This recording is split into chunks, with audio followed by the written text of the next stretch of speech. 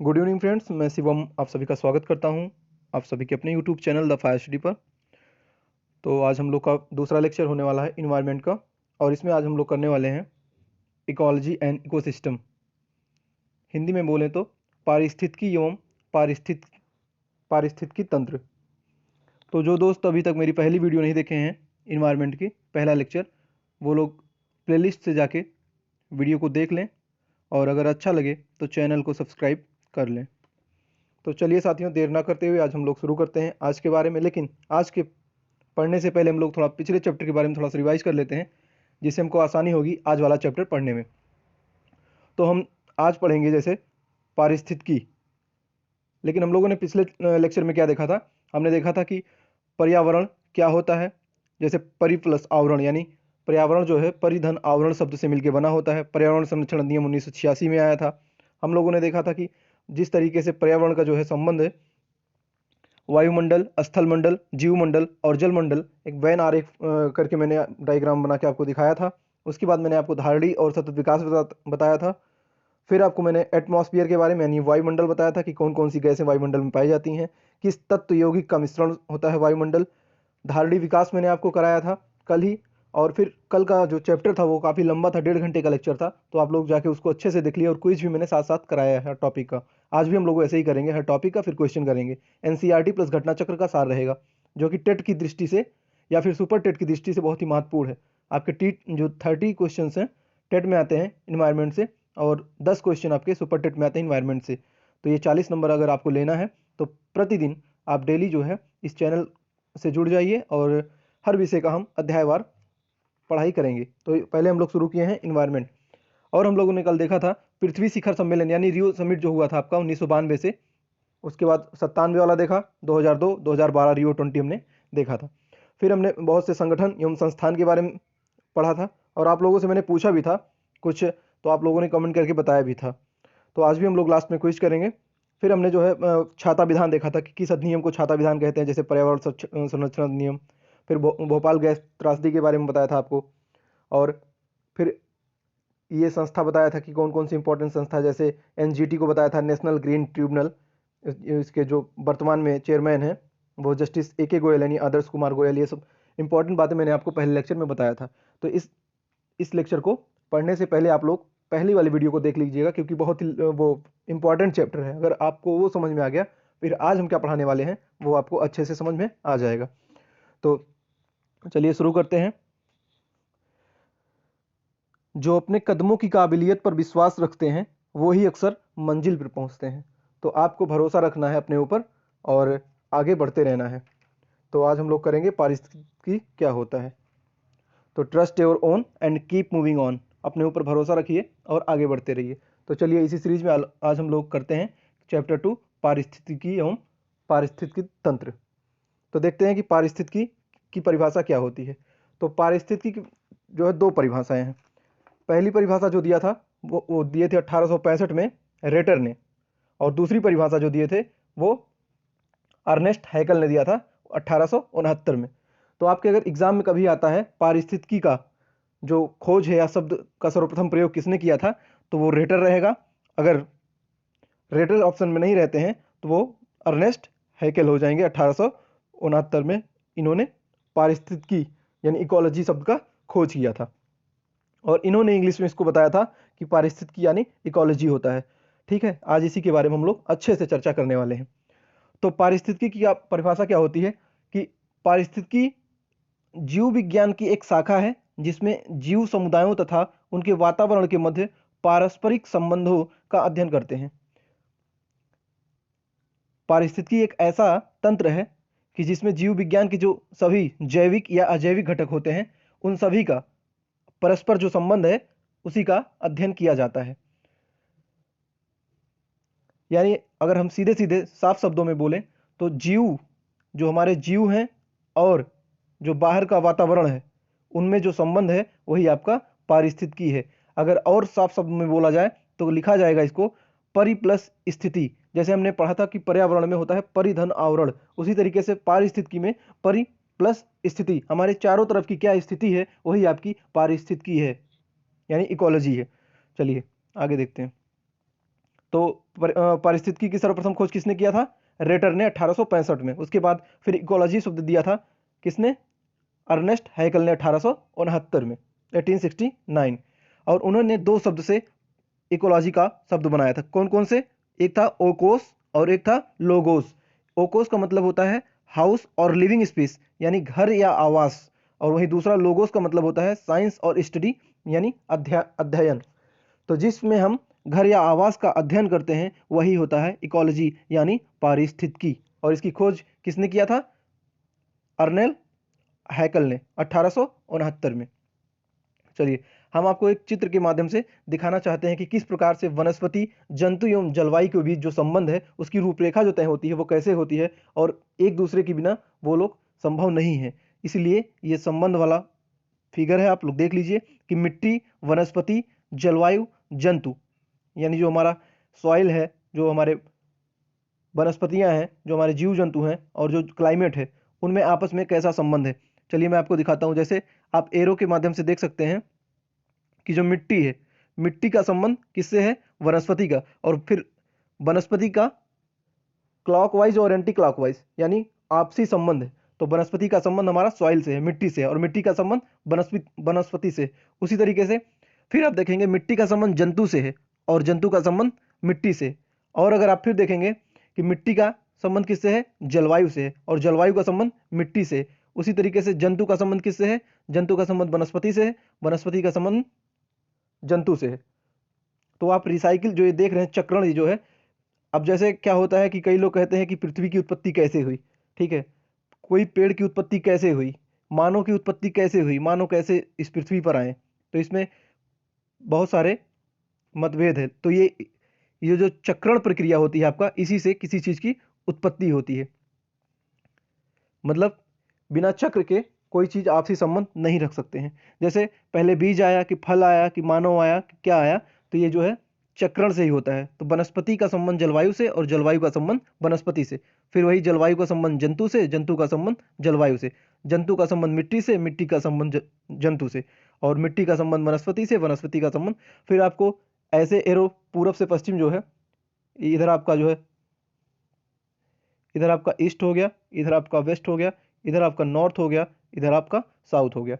तो देख सकते हैं कि पूरब में वनस्पति का जंतु से संबंध और जंतु से संबंध वनस्पति का पश्चिम में है। इसी तरीके से ये आपसी संबंध में, इसका मतलब जो आप फिगर देख रहे हैं, जलवायु, जंतु, वनस्पति एवं मिट्टी का जो ये पारस्परिक संबंध की रूपरेखा है, यहीं से तैयार होती है। आशा करते हैं आपको समझ में आ रहा होगा कि मैं क्या कहना चाह रहा हूँ। अगर नहीं समझ में आ रहा है तो आप लोग कमेंट करके एक बार फिर से कोई चीज़ पूछ सकते हैं, मैं उस पर फिर से वीडियो छोटी सी बना सकता हूँ। हाँ दोस्तों, अभी तक अगर आपने द फायर स्टडी चैनल को सब्सक्राइब नहीं किया है तो आज ही सब्सक्राइब कर लें और बेल आइकॉन को प्रेस कर लें। और मैं ऐसे ही आपको टेट के लिए डेली एक एक वीडियो लाता रहूँगा, और साथ में सभी के प्रैक्टिस यानी मॉक टेस्ट भी कराएंगे हम लोग। और जब तक आपका टेट का एग्जाम होगा उससे पहले हम लोग सारा सिलेबस कंप्लीट करेंगे, और फिर हम मैराथन क्लास करेंगे टेट के लिए। ठीक है साथियों, चलिए अब बात आती है कि पारिस्थितिकी तंत्र की संकल्पना। अब जो अभी तक हम लोगों ने क्या देखा था? इकोलॉजी देखा था, पारिस्थितिकी देखा था, लेकिन अब हम लोग क्या देखने वाले हैं? इसमें हम लोग देखेंगे इकोसिस्टम। इकोसिस्टम को हिंदी में बोलते हैं पारिस्थितिकी तंत्र। तो पारिस्थितिकी तंत्र की खोज 1935 में वैज्ञानिक एजी टॉम्सले ने किया था। किसने किया था पारिस्थितिकी तंत्र की संकल्पना? 1935 में वैज्ञानिक एजी टॉम्सले द्वारा सर्वप्रथम पारिस्थितिकी तंत्र यानी इकोसिस्टम की खोज की गई थी। और इनके अनुसार कहना है कि पारिस्थितिकी तंत्र क्या होता है। अभी हम लोगों ने ऊपर देखा था कि पारिस्थितिकी, और जिसकी खोज अर्नेस्ट हैकल ने 1869 में किया था। और अब हम बात कर रहे हैं इकोसिस्टम की, जिसकी खोज 1935 में एजी टॉम्सले द्वारा किया गया था। एजी टॉम्सले के अनुसार ये कहते हैं कि जो पारिस्थितिकी तंत्र है, इनमें भौतिक तंत्रों का एक विशेष प्रकार होता है। यानी भौतिक का मतलब फिजिकली। तो इसमें इनका इनका मानना है कि पारिस्थितिकी तंत्र जो है अजैविक एवं जैविक घटकों से मिलकर बनी होती है। किससे? अजैविक एवं जैविक घटकों से मिलकर बनी होती है। और पारिस्थितिकी तंत्र जो है ये एक खुला तंत्र होता है, और यह एक अपने जो उत्पाद हैं उत्पादन स्वयं करता है। पारिस्थितिकी तंत्र जो है ये अपना उत्पाद स्वयं करता है। जैसे मैंने आपको ऊपर दिखाया था कि वनस्पति, जलवायु और जंतु मिट्टी का आपसी संबंध है, वो लोग पारस्परिक संबंध से जो है पर्यावरण को संतुलन स्थापित हुआ है। उसी तरीके से पारिस्थितिक तंत्र में एजी टॉम्सले का मानना है कि पारिस्थितिकी तंत्र की रचना जो है अजैविक एवं जैविक घटकों से होती है और पारिस्थितिक तंत्र एक खुला तंत्र होता है। तो इतनी सारी चीजें आपको पता चल गई होगी। खासकर दोस्तों आप लोग को वैज्ञानिक नाम नहीं भूलना है। कैसे? जैसे पारिस्थितिकी यानी इकोलॉजी की खोज किसने की? तो बिल अर्नेस्ट हैकल ने 1869 में किया। फिर वही बात करते हैं पारिस्थितिकी तंत्र की खोज किसने की? तो इसकी खोज 1935 में एजी टॉम्सले ने किया था। चलिए अब हम लोग क्या करने वाले हैं, या अभी तक हम लोगों ने जो पढ़ा है उससे रिलेटेड कुछ क्वेश्चन करने वाले हैं। हम लोग क्या करेंगे, जो टॉपिक पढ़ेंगे ना साथियों वही क्वेश्चन करेंगे, ताकि आपको पता चल जाए कि आपका नॉलेज कितना है, जो हम पढ़ रहे हैं एग्जाम में आता भी है या नहीं आता है। जो हमने क्वेश्चंस लिए हैं वो पीसीएस और टेट के हैं। मतलब पीसीएस यानी उत्तर प्रदेश की सबसे बड़ी परीक्षा होती है यूपी पीसीएस, उसके सारे क्वेश्चन हमने लिए हैं, और यूपी टेट के लिए लिए हैं। क्योंकि अब जो है प्राइमरी और जूनियर जो आपका टेट होता है उसमें लेवल बढ़ा दिया गया है। सरकार कहती है कि अच्छे टीचर को भेजा जाए, जिससे प्राइवेट स्कूल के तुलना में सरकारी स्कूल हमारे और बेहतर और अच्छे बन सकें। तो इसीलिए सरकार थोड़ा लेवल बढ़ाना चाहती है इस बार टेट का। तो उसी लेवल को रखते हुए कि मैं घटनासार और घटना चक्र प्लस एनसीईआरटी दोनों का मिक्सअप चैप्टर वाइज मैं आपको पढ़ाता हूँ, और उससे सारे रिलेटेड इंपॉर्टेंट क्वेश्चन जो टेट में आने वाले हैं या फिर आए हुए हैं वो सारे करवाता हूँ। चलिए आज का देखते हैं पहला क्वेश्चन कि पारिस्थितिकी निम्नलिखित के बीच पारस्परिक संबंधों का अध्ययन है किसका है?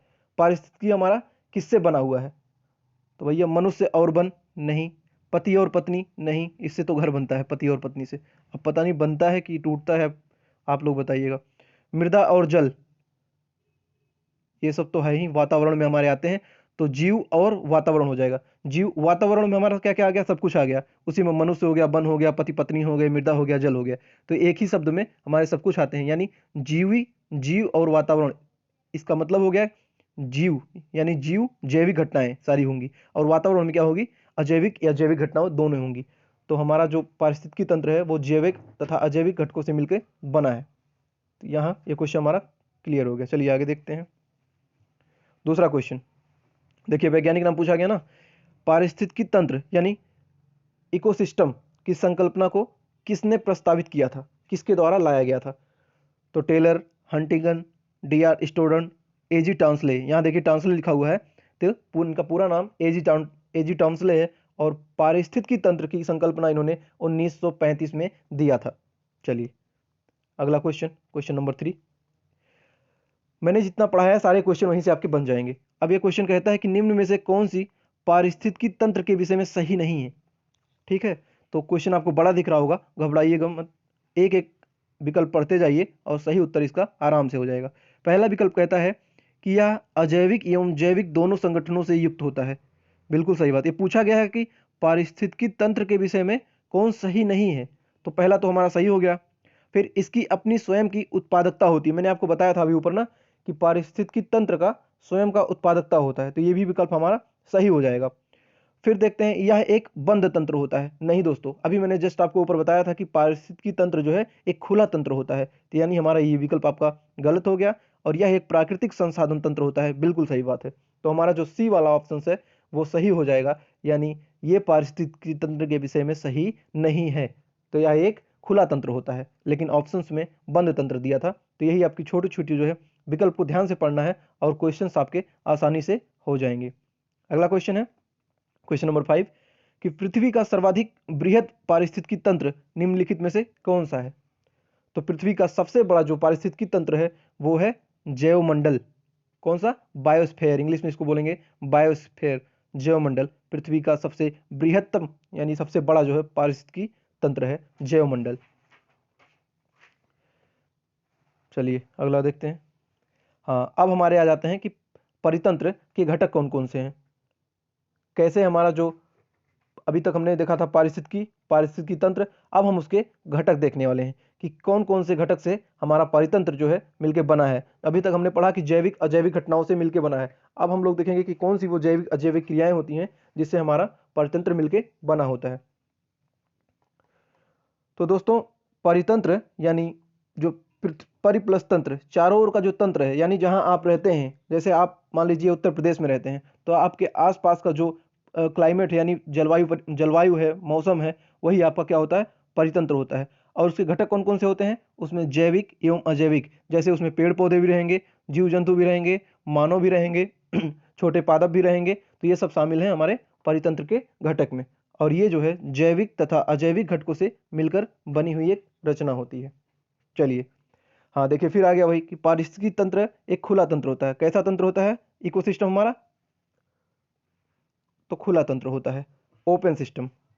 तो कभी भी आपको अगर विकल्प में दिखेगा, ये बहुत ज़्यादा इंपॉर्टेंट है, इसको हैशटैग कर लीजिए आप लोग, नोट कर लीजिए कॉपी में, ये बहुत ज़्यादा इंपॉर्टेंट है कि पारिस्थितिकी तंत्र हमारे खुला तंत्र होता है। ये बार बार पूछा जाता है और ऑप्शन में आपको बंद तंत्र लिखा जाता है, तो बंद तंत्र नहीं होता है, पारिस्थितिकी तंत्र आपका एक खुला तंत्र होता है। चलिए, पारिस्थितिकी तंत्र के बारे में हम लोग थोड़ा सा एक फिगर के माध्यम से समझते हैं कि जैसे पारिस्थितिकी तंत्र हमने अभी देखा कि जैविक अजैविक घटनाएं होती हैं, तो सही बात है, कौन कौन सी। अब इसमें हम लोग देखेंगे जो इसके घटक हैं, अजैविक घटनाएं कौन कौन सी हैं और जैविक घटनाएं कौन कौन सी, यानी अजैविक घटक कौन से हैं और जैविक घटक कौन से हैं। तो पहले हम लोग जैविक घटक देखेंगे, यानी जिसमें जान होती है। जैविक घटक हमारे कौन कौन से हैं? तो हमारे हैं उत्पादक, उपभोक्ता और अपघटक। अब यहाँ बात आती है कि उत्पादक क्या होता है, उपभोक्ता क्या होता है और अपघटक क्या होता है। यानी डीकम्पोज, इंग्लिश में इसको बोलते हैं डीकम्पोज प्रोडक्ट, यानी उत्पाद। तो उत्पाद में हमारे वनस्पतियां आती हैं, जितने भी पेड़ पौधे घास, जो अपना भोजन जो है, अपना आहार स्वयं बनाते हैं, जो अपना भोजन स्वयं बनाते हैं, उन्हीं को आप लोग स्वपोषी भी कहते होंगे। और उपभोक्ता क्या होते हैं कि इनको परपोषी कहते हैं, ये अपना वो आहार या भोजन स्वयं नहीं बनाते हैं, जैसे मनुष्य, जीव जंतु, ये अपना भोजन स्वयं नहीं बनाते हैं। और अपघटक क्या होता है? इसको इंग्लिश में बोलते हैं डीकम्पोज। ऐसे छोटे छोटे माइक्रो बैक्टीरिया होते हैं, छोटे छोटे जीव होते हैं, जो किसी भी चीज़ को सड़ा गलाकर उसको खत्म कर देते हैं, उसे हम लोग अपघटक बोलते हैं। तो ये जो है जैविक क्रियाएं होती हैं, जैविक घटनाएं होती हैं हमारे पारितंत्र में। जो दो प्रकार का होता है, अजैविक और जैविक, तो उसमें जैविक घटनाएं जो जो जैविक घटक होते हैं वो होते हैं उत्पादक, उपभोक्ता और अपघटक, यानी वनस्पतियां, जीव जंतु और छोटे छोटे बैक्टीरिया जो होते हैं वो जैविक घटक में शामिल होते हैं। अब वहीं दूसरा हम लोग देखेंगे अजैविक घटक, कि हमारे अजैविक घटक में क्या क्या शामिल होते हैं। तो अजैविक घटक में तीन प्रकार के होते हैं, एक तो भौतिक घटक, एक होते हैं अकार्बनिक घटक और एक होता है कार्बनिक घटक। अब हम लोग देखेंगे कि भौतिक घटनाएं कौन कौन सी होती हैं, हमारे पर्यावरण में भौतिक घटनाएं कौन कौन सी होती हैं। तो चलिए देखते हैं। प्रकाश, सूर्य से प्रकाश का किरण आना, ये जो है भौतिक घटनाएं है, यानी भौतिक घटक आपके पर्यावरण से संबंधित है। तापमान, गर्मी या ठंडी, ये भौतिक घटक होता है। आर्द्रता यानी ह्यूमिडिटी। हाँ दोस्तों, आप लोग बताइएगा कि आर्द्रता दिवस, विश्व आर्द्रता दिवस कब मनाया जाता है? मैंने आपको कल वाले लेक्चर में पढ़ाया था और इसका थीम भी आपसे पूछा था। तो इसका थीम जो था 2020 का, वो क्या था आप लोग को कमेंट करना है। और विश्व आर्द्रता दिवस कब मनाया जाता है? आर्द्रता मापी यंत्र का नाम क्या है? हाइग्रोमीटर। मैं आपको कुछ चीज़ें बताऊंगा और आपको कुछ चीज़ें पूछूंगा, और फिर अभी मैं, अगर आप नहीं कमेंट करोगे तो मैं अभी आपको वीडियो में फिर वो चीज़ें बताऊंगा भी। ठीक है। वायुमंडलीय दाब, ये भी आपका भौतिक घटक होता है। वायुमंडलीय दाब का जो मात्रक होता है वो होता है बैरोमीटर होता है। स्थलाकृति, जिसमें ऊंचाई और ढलान, ये आपके भौतिक घटक होते हैं। और वायु, एयर, यानी आपकी हवा जो है वो भी भौतिक घटक होता है। तो भौतिक घटक में क्या क्या शामिल है? प्रकाश, टेम्परेचर, ह्यूमिडिटी, एटमॉस्फेयर प्रेशर और स्थलाकृति, ऊंचाई और ढलान, और फिर एयर, वायु, इतने सारी चीज़ें हमारे भौतिक घटक में शामिल हैं। अब देखेंगे कि अकार्बनिक घटक में क्या क्या शामिल है, जिसमें आपका जल है, मिट्टी है, वायुमंडलीय गैस है, खनिज है, चट्टान है, तत्व हैं, जैसे पोटेशियम, मैग्नीशियम, कैल्शियम इत्यादि। तो अकार्बनिक घटक में कौन कौन सा है? वाटर आपका हो गया, आपका सॉइल हो गया, आपका एटमॉस्फेयर गैसेस जैसे nitrogen etcetera, and minerals, rocks, और आपके एलिमेंट हो गए जैसे पोटेशियम, मैग्नीशियम, कैल्शियम इत्यादि। और देखेंगे कि कार्बनिक घटक, हम लोग अजैविक घटक के बारे में पढ़ रहे हैं, हमने जैविक घटक देख लिया कि हमारे जैविक घटक जो है तीन प्रकार का होता है, जैसे उत्पादक, उपभोक्ता और अपघटक। और अजैविक घटक भी तीन प्रकार का होता है, जिसमें भौतिक घटक, अकार्बनिक घटक और कार्बनिक घटक होता है। तो हमने भौतिक घटक देख लिया, अकार्बनिक घटक देख लिया, अब हम कार्बनिक घटक देखने वाले हैं। तो इसमें होता है कार्बोहाइड्रेट्स और प्रोटीन और वसा तथा ह्यूमस और यूरिया। यहाँ यूरिया आ गया, तो यूरिया का फार्मूला होता है NH2CO NH2 NH2CO NH2CO NH2, ये यूरिया का फार्मूला होता है। तो कार्बोहाइड्रेट आ गया, प्रकाश संश्लेषण की उपस्थिति में कार्बोहाइड्रेट के रूप में पौधे जो अपना भोजन बनाते हैं। प्रोटीन ये सब लोग लेते हैं, वसा फैट होता है। तो इतनी सारी चीज़ें हम लोग ने देख लिया। अब चलिए, हाँ, अब हम लोग ऊपर से थोड़ा सा देखने वाले हैं। जो ये क्या हमने बनाया है फिगर, जो एक कि पारिस्थितिकी तंत्र एक खुला तंत्र होता है और इसमें जो है इसके और क्या क्या घटक होते हैं। जैसा कि आप देख पा रहे होंगे कि पारिस्थितिकी तंत्र क्या होता है, ठीक है, कि जीवमंडल में उपस्थित सभी संगठक जो पारस्परिक क्रिया में सम्मिलित होते हैं वो एक पारिस्थितिकी तंत्र का निर्माण करते हैं। तो उसी तरीके से हमने आपको फिगर बनाया है कि जनसंख्या, समुदाय, पारिस्थितिकी तंत्र और एक भूदृश्य। जैसे आप देख रहे होंगे जनसंख्या सिंगल लेन में है, इसमें जनसंख्या अकेले। इसका मतलब होता है, अभी मैं आपको पूरा एक्सप्लेन कर मतलब पहले बता देता हूँ, फिर जो है एक्सप्लेन करता हूँ, ठीक है। अब कम्युनिटी, समुदाय देख रहे होंगे। पहले जो है पॉपुलेशन, फिर कम्युनिटी यानी समुदाय आएगा, और फिर पारिस्थितिकी तंत्र यानी इकोसिस्टम, इसके बाद जो है भू दृश्य या भूभाग आएगा। तो जैसे आप देख पा रहे होंगे कि जनसंख्या है, इसके बाद समुदाय में जो है, समुदाय में जनसंख्या भी हमारी आती है, और पारिस्थितिकी तंत्र में आप देख रहे होंगे समुदाय हमारा होगा, ठीक है। और इसके बाद भूदृश्य में जो है एक पारिस्थितिकी तंत्र ही बना है। तो हमारा कहने का मतलब होता है कि जब एक ही जाति के जीवधारियों की संख्या को उनकी जनसंख्या कहा जाता है। जो एक ही जाति हैं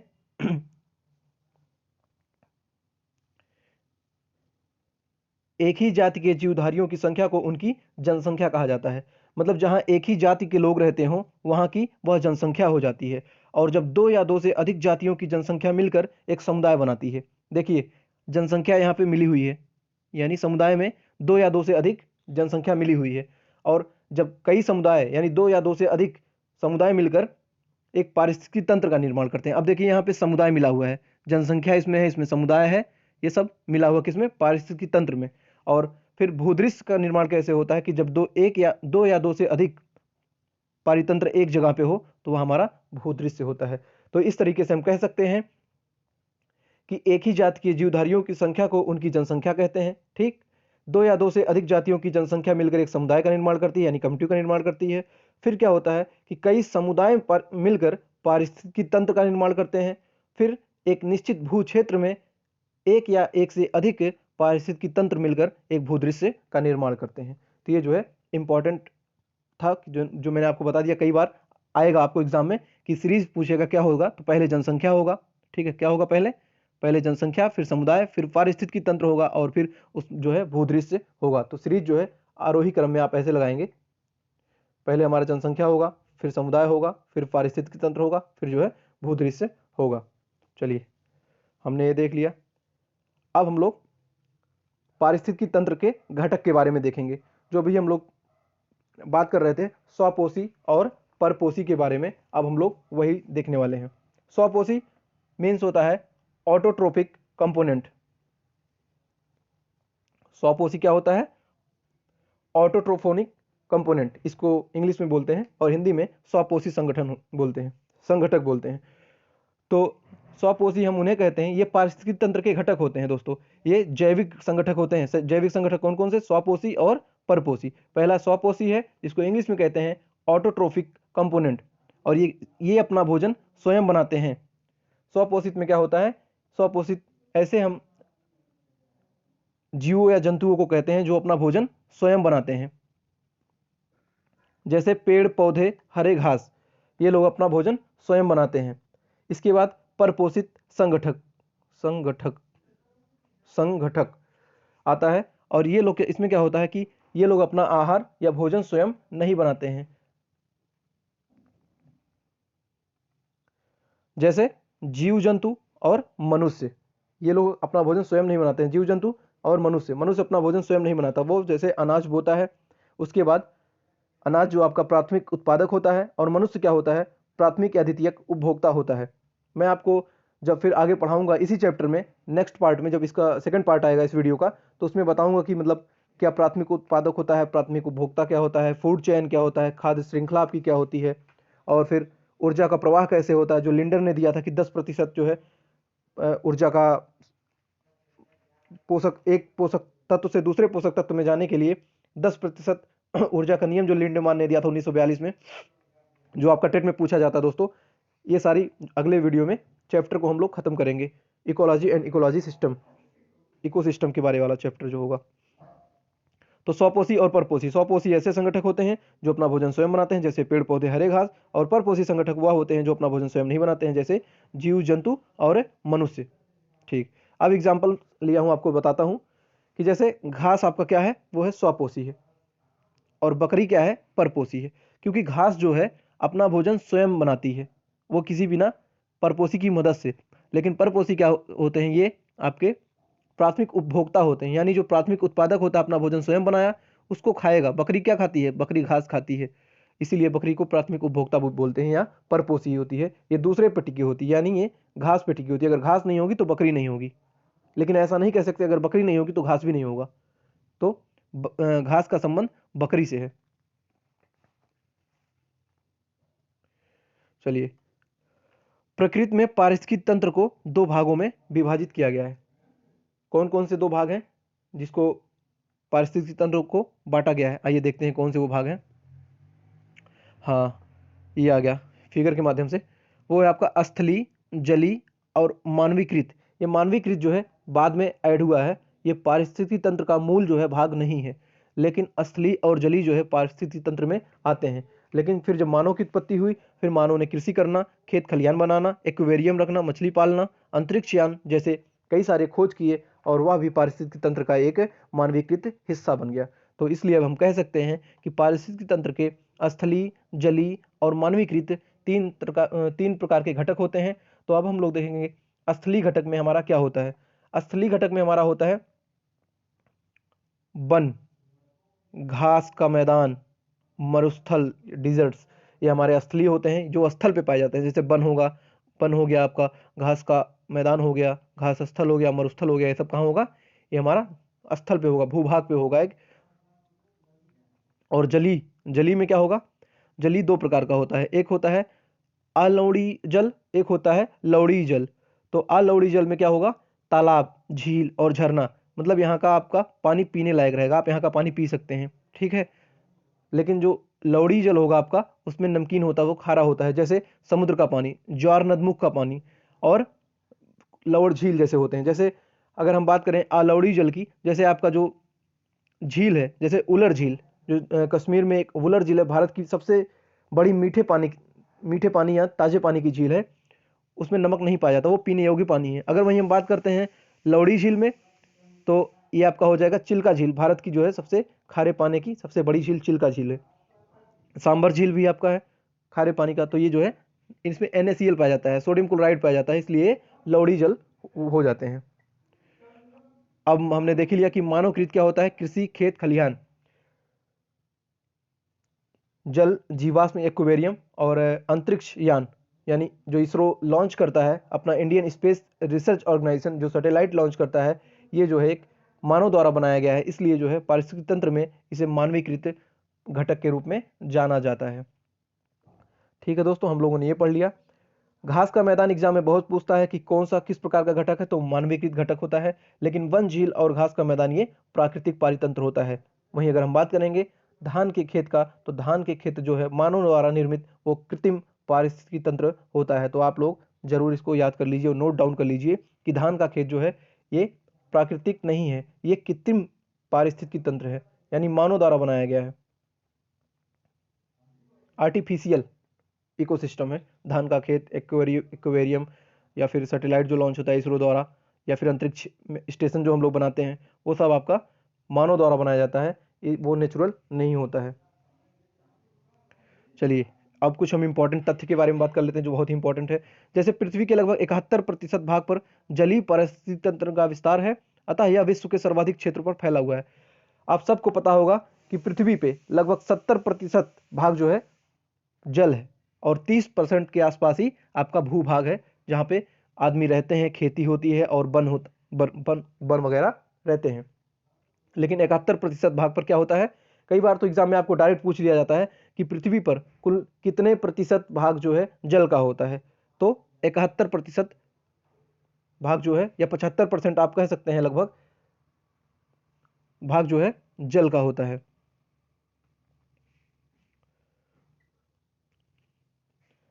और बात करते हैं, और इसलिए यह विश्व का सबसे ज़्यादा क्षेत्र पर फैला हुआ है। अगर 71% है भैया तो सबसे ज़्यादा तो फैला ही होगा, और विश्व में सर्वाधिक क्षेत्र पर क्या फैला हुआ है आपका? जल है, क्योंकि 71% भूभाग पर जल ही पाया जाता है।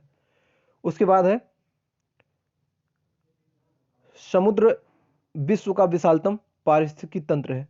जो आपका समुद्र है, आप खुद ही आप अंदाजा लगा सकते हैं कि अगर पृथ्वी पे 71% भाग जो है जल पाया जाता है, तो इसलिए आपका समुद्र क्या हो जाएगा कि पृथ्वी का विशालतम पारिस्थितिकी तंत्र हो जाएगा। अभी हमने आपको ऊपर बताया था कि पृथ्वी का विशालतम जो पारिस्थितिकी तंत्र है, बृहद, सबसे बृहद, वो था जैवमंडल, और जैवमंडल में ही आता आपका समुद्र। तो इसलिए जो है आपका समुद्र क्या हो जाएगा? विश्व का विशालतम पारिस्थितिकी तंत्र हो जाएगा। पृथ्वी पर विद्यमान जलमंडल का लगभग 97% भाग समुद्री जल का होता है, जिसमें सोडियम क्लोराइड NaCl पाया जाता है। ये बहुत ही इंटरेस्टिंग और बहुत ही रोचक बात है कि आपको पता नहीं होगा कि पृथ्वी पर जो जल पाया जाता है 97% जो जल होता है वो समुद्र का जल यानी खारा पानी होता है, जिसमें सोडियम क्लोराइड NaCl मिला होता है। पीने योग्य पानी सिर्फ आपको 2.4% ही अवेलेबल है।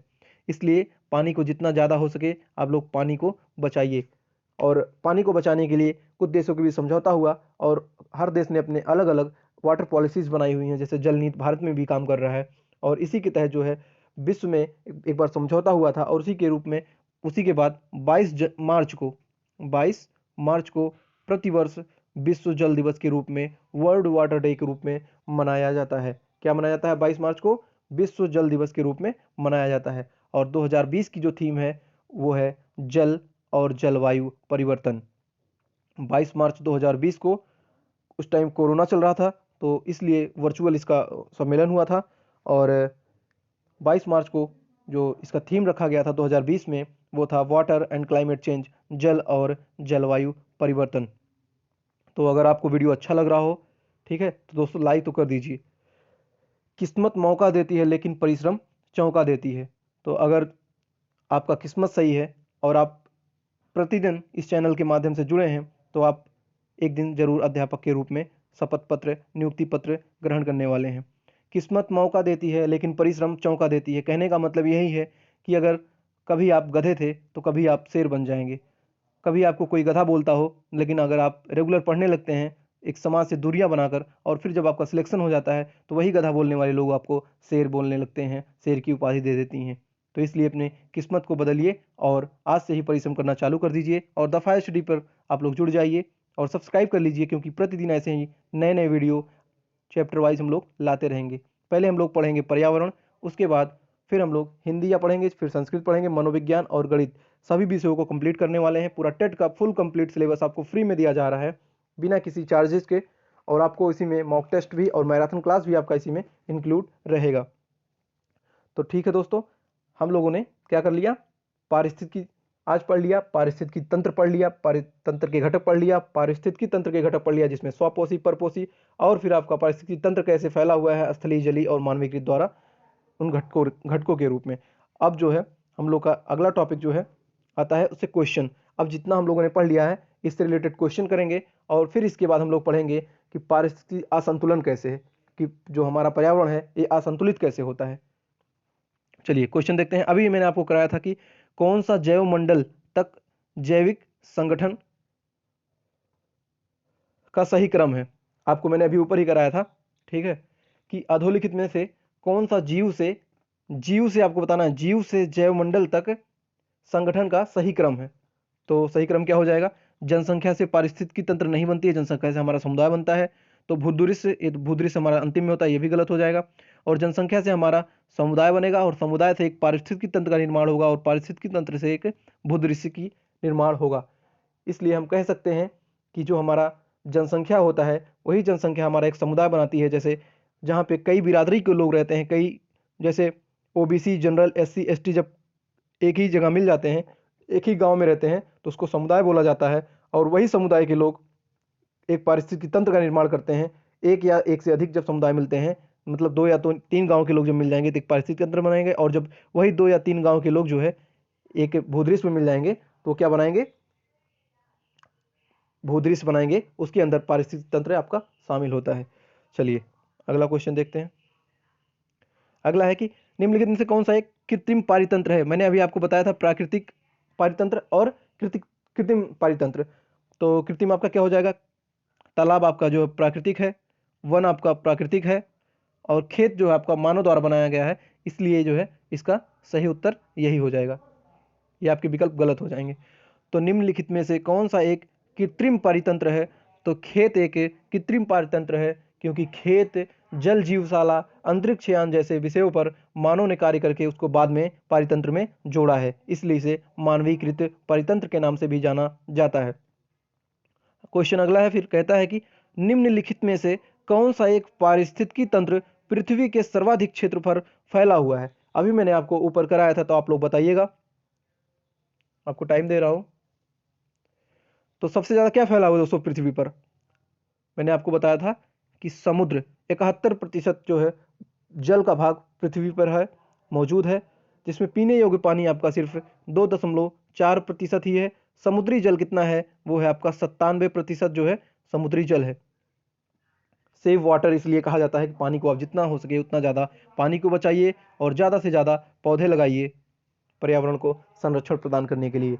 इसी बात पे आप लोग बता दीजिए कि पर्यावरण संरक्षण अधिनियम भारत में कब लाया गया था और इसको किस और नाम से जाना जाता है। ठीक है, चलिए ये क्वेश्चन देखते हैं। निम्नलिखित में से कौन सा एक विश्व का विशालतम पारिस्थितिकी तंत्र है। सबसे बड़ा पारिस्थितिकी तंत्र कौन सा है। तो वन होगा नहीं आपका, घास का मैदान, पर्वत होगा नहीं, तो आपका समुद्र होगा। क्यों होगा, क्योंकि समुद्र हमारे जो समुद्र का जल होता है पृथ्वी पर लगभग 97% समुद्री जल होता है और 71% भूभाग पर पूरे पृथ्वी में पानी पाया जाता है, पृथ्वी पर पानी पाया जाता है। इसलिए ये बहुत ही इंपॉर्टेंट है, पिछली बार पीसीएस का क्वेश्चन है ये। कौन सा एक विश्व का विशालतम पारिस्थितिकी तंत्र है। तो सबसे बड़ा पारिस्थितिकी तंत्र क्या है आपका, वो है समुद्र होता है। ठीक, चलिए इतना हम लोगों ने क्वेश्चन कर लिया। अब हम लोग आज का जो आखिरी हमारा इसी चैप्टर से जो इसका सब टॉपिक है, टॉपिक के अंदर सब टॉपिक होता है दोस्तों, ये सब टॉपिक है आज का पारिस्थितिकी असंतुलन, यही आज आपका अंतिम टॉपिक है। इसके बाद हम लोग इससे रिलेटेड क्वेश्चन करेंगे और फिर जो है आज का वीडियो समाप्त हो जाएगा। हाँ, तो आप लोग मैं कुछ पूछ रहा हूँ आपसे कि प्रतिवर्ष जल दिवस कब मनाया जाता है, आपको बताना है। प्रतिवर्ष पृथ्वी दिवस कब मनाया जाता है, आपको ये भी बताना है। और मैं आपको बता दे रहा हूँ कि 22 मई को प्रतिवर्ष जैव विविधता दिवस के रूप में मनाया जाता है। विश्व जैव विविधता दिवस कब मनाया जाता है, 22 मई को। तो आपको बताना है कि विश्व जल दिवस और विश्व पृथ्वी दिवस कब मनाया जाता है। वो भी इसी डेट को है, लेकिन आपको मंथ चेंज करना है, तो मंथ आपको बताना है। अभी मैं आपको लास्ट में ट्रिक से बताऊंगा कैसे आप तीनों याद करेंगे और कभी भूलेंगे नहीं। ठीक है, चलिए पारिस्थितिकी असंतुलन हम लोग देखते हैं। ठीक, ना कभी भागे और ना ही कभी रुके, बस हमेशा ही चलते रहें। तो आपको कभी भागना भी नहीं है ज़्यादा तेज और ना ही कभी आपको रुकना ही है, बस आपको क्या करना है, चलते रहना है, चलते रहना है। और इससे क्या होगा, लगातार चलने से आपको सफलता जल्द से जल्द मिल जाएगी। तो ना कभी भागे और ना ही कभी रुके, बस हमेशा चलते रहे, यही एक विद्यार्थी के सफलता का मूल मंत्र होता है दोस्तों। तो आप लोग अगर सफल विद्यार्थी बनना चाहते हैं और सफल विद्यार्थी के साथ एक सफल अध्यापक बनना चाहते हैं, सुपर टेट में अपनी एक सीट लेना चाहते हैं, तो आज ही चैनल को सब्सक्राइब कर लीजिए और प्रतिदिन इस चैनल के माध्यम से अगले 5 महीनों के साथ जुड़ जाइए और आपको नियुक्ति पत्र जरूर मिलेगी शिक्षक भर्ती में। चलिए शुरू करते हैं कि पारिस्थितिकी असंतुलन क्या होता है। पारिस्थितिकी असंतुलन हमारा होता है कि पारिस्थितिकी असंतुलन का जो मूल कारण होता है दोस्तों, वो होता है लकड़ी का काटना, यानी वन उन्मूलन, वन को काटना। हमारा ये जो है पारिस्थितिकी असंतुलन जो है, हमारा बैलेंस जो है बिगड़ जाता है परिस्थिति का, और इससे पर्यावरण प्रदूषण जो है फैलने का डर रहता है, जिसमें जान माल का और पौधों के साथ नुकसान पहुंचता है। तो वनों उन्मूलन के निम्नलिखित कारण है। वन जो है, जो वन का उन्मूलन है यानी जो लकड़ी का काटना है, उसके कारण कौन कौन से हो सकते हैं, मैं आपको कारण बता दे रहा हूं। चलिए अब देखते हैं हम लोग। हमारा देख रहे हैं सेंटर में, हम देख रहे हैं कि वन उन्मूलन के कारण और इसके निम्नलिखित कारण हैं। जैसे कौन सा कारण होता है, वन किस लिए काटे जाते हैं, वन किस लिए लोग काटते हैं। इसका एक सबसे बड़ा जो कारण होता है वो होता है कागज की भारी मांग। इसीलिए सरकार डिजिटल इंडिया 2015 में लॉन्च कर दी थी। उसके बाद सरकार चाहती है कि भारत पूरी तरीके से डिजिटल हो जाए। बार बार जो है पेमेंट, पेटीएम, गूगल पे, फोन पे वगैरह आता है, कागज का बचत हो, और बैंकिंग सिस्टम जो है पासबुक आपका ई पासबुक, सारे बैंक आपको ई पासबुक अवेलेबल करा रहे हैं अब।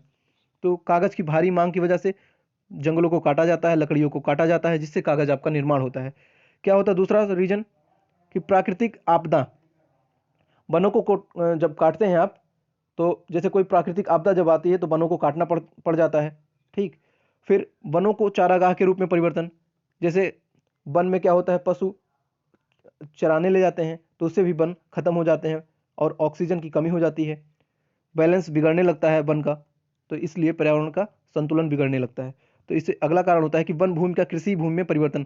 क्या होता है, जैसे झूम कृषि, नॉर्थ ईस्ट में जो हमारे अरुणाचल प्रदेश के वगैरह के लोग हैं, वो लोग झूम कृषि करते हैं। एक भूमि से दूसरी भूमि पे खेती, जंगलों को आग लगा देंगे, इसके बाद जब उसकी उर्वरता जो है आ जाएगी फिर उसमें खेती करेंगे, तो ऐसे वो लोग उसको झूम कृषि बोलते हैं। नॉर्थ ईस्ट में होता है, देखिए इधर आ गया झूम कृषि। ये सब जो है वन उन्मूलन के कारण है, वनों को जला देना, वनों को काट देना, खेती की जमीन बना देना, वन जंगल को काट के। आजकल हो क्या रहा है, पॉपुलेशन जनसंख्या जब बढ़ रही है दोस्तों, तो यही तो होगा। और वनाग्नि, आप लोगों ने पढ़ा होगा, बड़वा नल, दावा नल, जठराग्नि, जो आप लोग हिंदी का जब मैं आप क्लास लूंगा तो उसमें बताऊंगा कि जठराग्नि क्या होता है, दावा नल क्या होता है और बड़वा नल क्या होता है। तो वही जो वनों में आग लगने वाली आग है, वन का, जैसे अमेजन के जंगलों में, मैंने आपको इसके पहले वाले लेक्चर में पढ़ाया था कि जो दक्षिणी अमेरिका महाद्वीप का सबसे बड़ा जंगल है अमेजन का, जहाँ से विश्व की 10% ऑक्सीजन वहीं से निकलती है, उसमें भी हाल ही में आग लग गया था, तो उससे काफ़ी जीव जंतु को नुकसान हुआ था, ठीक है। हमारा जो अगला कारण होता है वो है औद्योगिक व व्यावसायिक उपयोग के लिए वनों को काटना। हम वनों को काट कर जो है इंडस्ट्रीज लगाते हैं, जैसे आपने कई पिक्चर देखा होगा जिसमें आदिवासियों को हटाया जाता है और जंगलों को काट दिया जाता है, लेकिन आदिवासी लोग रुष्ट हो जाते हैं मानव से, और फिर वो लोग भी जैसे हत्याएं जैसे क्रियाकलापों का कार्य करते हैं। जैसे आपका अंडमान निकोबार द्वीप में जो द्वीप है एक, वहाँ जो है उनका मानव से मुख्य धारा में नहीं जुड़े हैं वो लोग, इसलिए जब भी कोई यात्री या फिर कोई देखने वहाँ टूरिस्ट जाता है तो उसकी हत्या कर देते हैं, इसलिए भारत सरकार ने वहाँ एक आदमी को जाने से बैन कर दिया है। हमारा जो वनों का कटाई करने का एक और जो कारण सबसे बड़ा है वो है नीति निर्धारण में सतत विकास की संकल्पना का अभाव।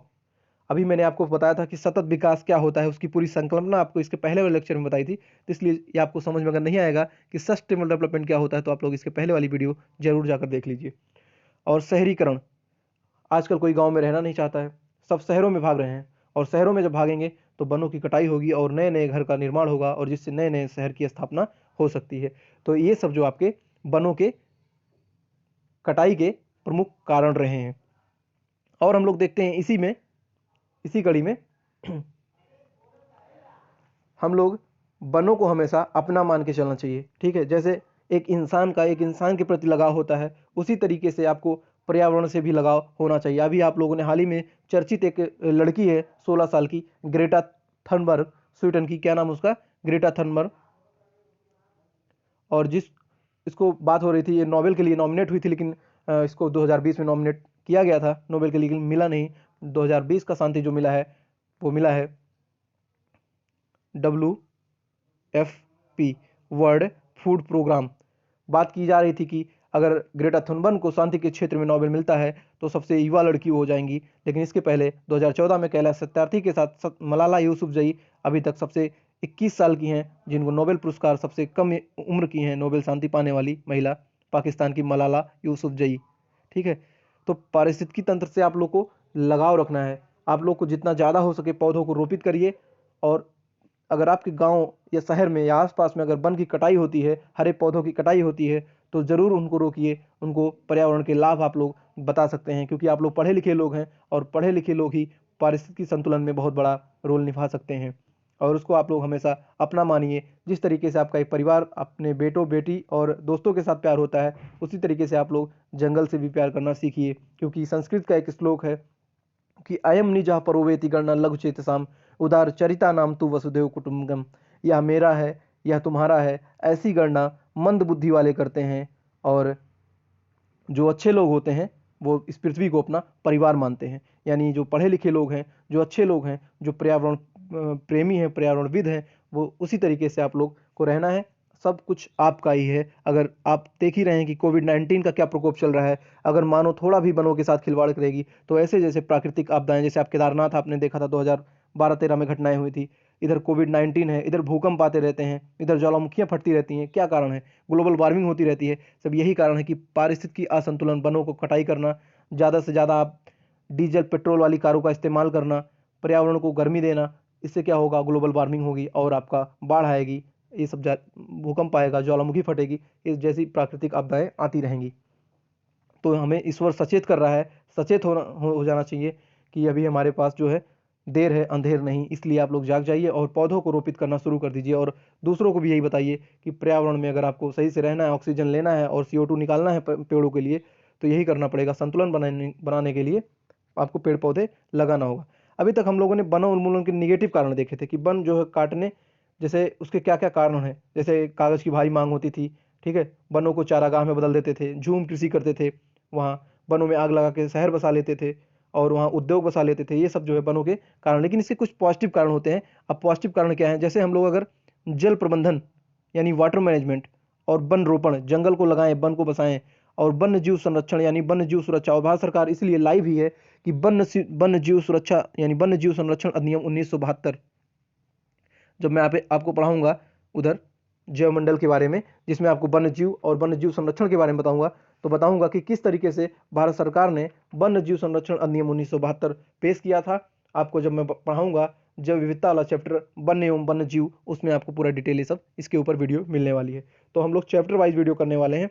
तो यहाँ हम लोग बात कर रहे थे कि जल प्रबंधन, वन रोपण तथा वन्य जीव सुरक्षा से पारिस्थितिकी संतुलन का सकारात्मक रूप से प्रभावित होता है। अगर हम वाटर कंजर्वेशन यानी जल को रोकते हैं, बरसात के पानी को रोकते हैं, या फिर नए नए पौधे लगाते हैं और ज़्यादा से ज़्यादा जंगल बसाते हैं, उद्यान बनाते हैं, और वन्य जीव सुरक्षा यानी जो वन में हमारे जीव रहते हैं उनकी संरक्षण प्रदान करते हैं, तो इससे क्या होगा, हमारे पारिस्थितिकी को संतुलन मिलेगा, यानी सकारात्मक रूप से हमारा संतुलन प्रभावित होता है। चलिए इससे रिलेटेड हम लोग कुछ क्वेश्चन कर लेते हैं।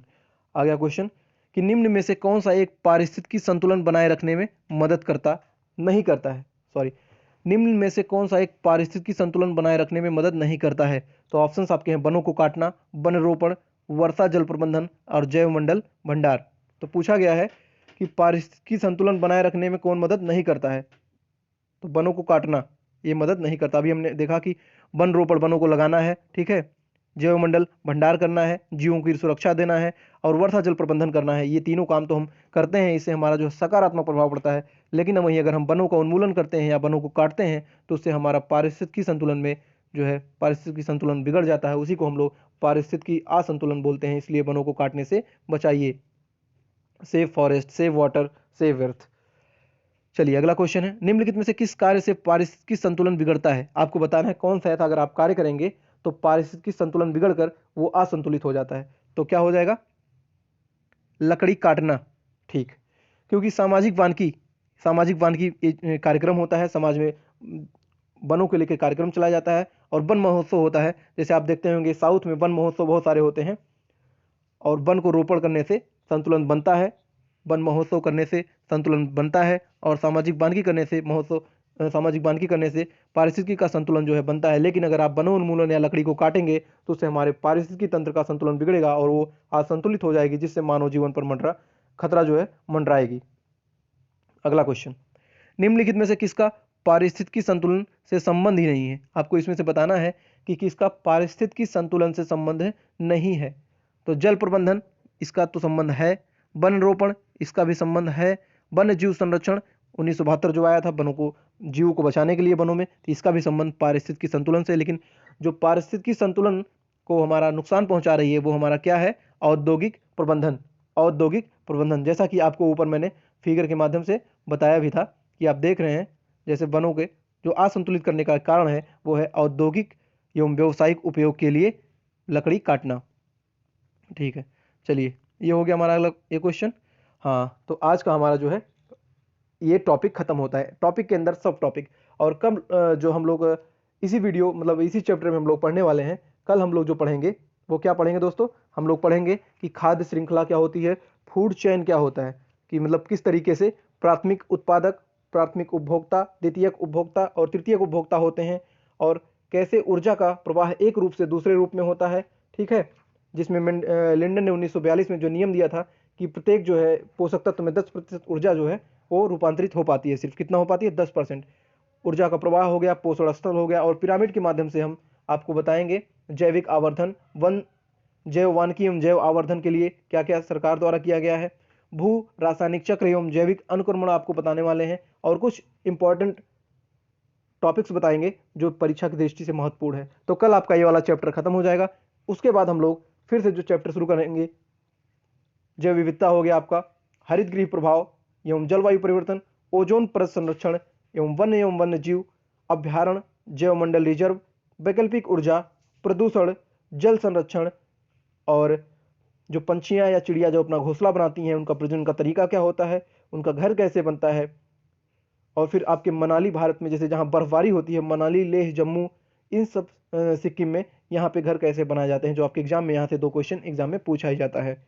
और हम लोग फिर विविध करेंगे, और फिर हम लोग संविधान के जो 5-6 क्वेश्चन आते हैं वहाँ से करीब 10 लेक्चर लेने वाले हैं। तो फुल कंप्लीट टेट की तैयारी आपको इस चैनल के माध्यम से होगी, और अच्छे एक्सप्लेनेशन से बिना टाइम वेस्ट किए हुए आपको सारी अच्छी अच्छी चीज़ें, अच्छी अच्छी वीडियो, जिससे आपको 30 नंबर टेट में इन्वायरमेंट से मिल सके। तो दोस्तों, अगर इस वीडियो को आप लोगों ने पसंद किया हो तो लाइक कर दीजिए, शेयर कर दीजिए अपने दोस्तों को। आपके पास जितना ही शिक्षा का ग्रुप हो, बीएड, पीटीसी, डीएलएड या फिर टेट, सीटेट या सुपर टेट का जो भी ग्रुप हो, सभी ग्रुप में आप फॉरवर्ड कर दीजिए, क्योंकि ऐसे ही नए वीडियो के साथ हम लोग प्रतिदिन नए अध्याय और सब अध्याय के साथ मिलते रहेंगे। तो अगर आपको वीडियो अच्छी लगी हो, चैनल को सब्सक्राइब कर दीजिए और घंटा को दबा दीजिए। घंटा को दबाएंगे तो उससे आपको न्यूज़ पहुंचती जाएगी कि हाँ, फायर स्टडी ने वीडियो अपलोड कर दिया है, तो आप लोग तुरंत जाके देख सकते हैं। ठीक है दोस्तों, मिलते हैं अगली वीडियो में। तब तक के लिए नमस्कार, जय हिंद, जय भारत।